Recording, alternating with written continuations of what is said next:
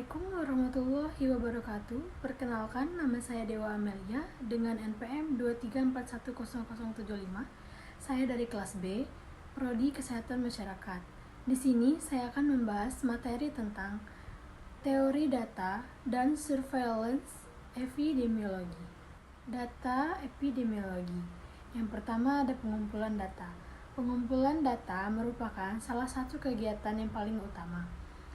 Data yang dikumpulkan adalah data epidemiologi yang jelas, tepat, dan ada hubungannya dengan penyakit yang bersangkutan. Tujuan spesifik dari pengumpulan data.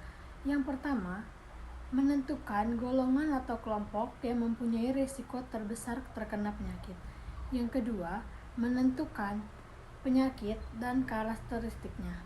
Yang ketiga, menentukan respoir penyakit.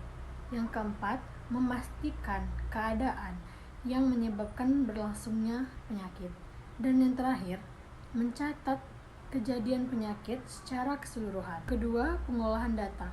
Pengolahan data bertujuan untuk menyiapkan data agar dapat ditangani dengan mudah waktu dianalisisnya dan data bebas dari kesalahan yang dilakukan pada waktu pengolahan data. Yang ketiga ada analisis data.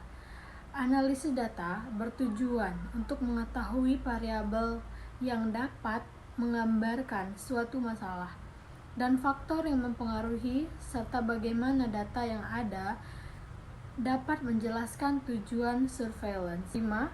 Diseminator informasi. Kegiatan surveillance akan bermanfaat apabila disebarluaskan ke orang lain atau instansi terkait. Diseminasi informasi tidak berarti hanya memberi data atau informasi ke pihak terkait tanda adanya interpretasi tertentu. Karena hal tersebut tidak akan memberikan manfaat baik berupa data, interpretasi, dan kesimpulan analisis yang dapat dimengerti. Pengumpulan data. Prosedur pengumpulan data dapat dilakukan dengan cara sebagai berikut. Yang pertama, surveillance aktif.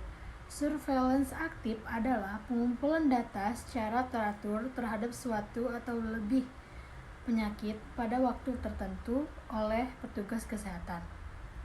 Yang kedua, surveillance pasif.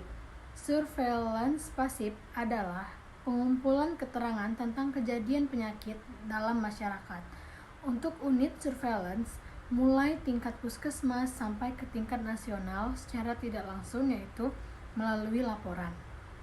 Pengertian surveillance kesehatan masyarakat. Program pencegahan dan pemberantasan penyakit akan sangat efektif bila dapat didukung oleh sistem surveillance yang efektif. Karena fungsi sistem surveillance yang utama adalah menyediakan informasi epidemiologi yang peka terhadap perubahan yang terjadi dalam pelaksanaan program pemberantasan penyakit yang menjadi prioritas pembangunan. Ada beberapa permasalahan surveillance saat ini, antara lain data tidak dianalisis. Yang kedua, feedback ke sumber data sangat jarang. Yang ketiga, kurang mendapat perhatian dari pimpinan. Pelaksanaan surveillance kesehatan masyarakat. Yang pertama, kegiatan analisis terhadap penyakit atau masalah kesehatan serta faktor determinannya. Yang kedua, kegiatan yang dilakukan secara sistematis dan terus-menerus. Yang ketiga, kegiatan yang mempunyai tujuan yang jelas. Tanpa tujuan, maka surveillance epidemiologi tidak boleh dilaksanakan. 2. Kegunaan surveillance kesehatan masyarakat. Pada awalnya, surveillance kesehatan masyarakat banyak dimanfaatkan pada upaya pemberantasan penyakit menular. Tetapi pada saat ini, surveillance mutlak diperlukan pada setiap upaya kesehatan masyarakat, baik upaya pemberantasan penyakit menular maupun terhadap upaya kesehatan lainnya. Pada umumnya, surveillance kesehatan masyarakat menghasilkan informasi epidemiologi yang akan dimanfaatkan dalam yang pertama, merumuskan perencanaan, pelaksanaan, pengendalian, dan pemantauan. Yang kedua, melaksanakan sistem kewaspadaan dini kejadian luar biasa, penyakit, dan keracunan, serta bencana.